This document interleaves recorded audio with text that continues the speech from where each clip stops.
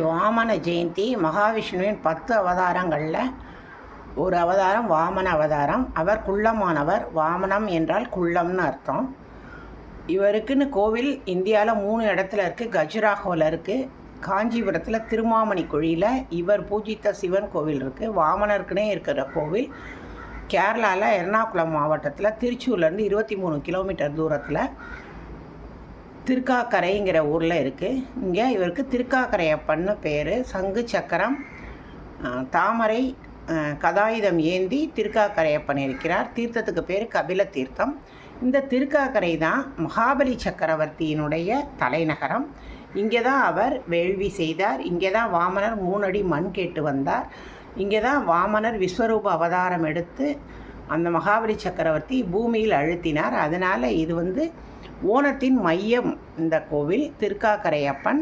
இவருக்கு நேந்திரம்பழம் நைவேத்தியமாக வைப்பாங்க. இந்த கோவில் ஒரு வாழை விவசாயி தன்னோட தோட்டத்தில் விளையவே மாட்டேங்குது, வாமனமூர்த்தி நீ உன்னுடைய கண்ணை அங்கே வைன்னு சொன்னாராம்.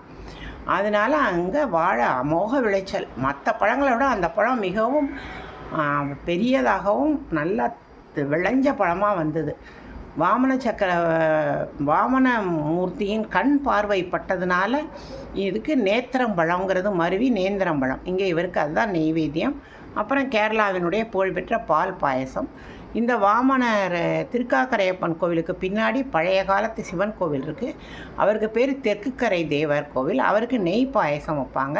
அது மகாபலி சக்கரவர்த்தியால் பிரதிஷ்டை செய்யப்பட்ட சிவன் கோவில்.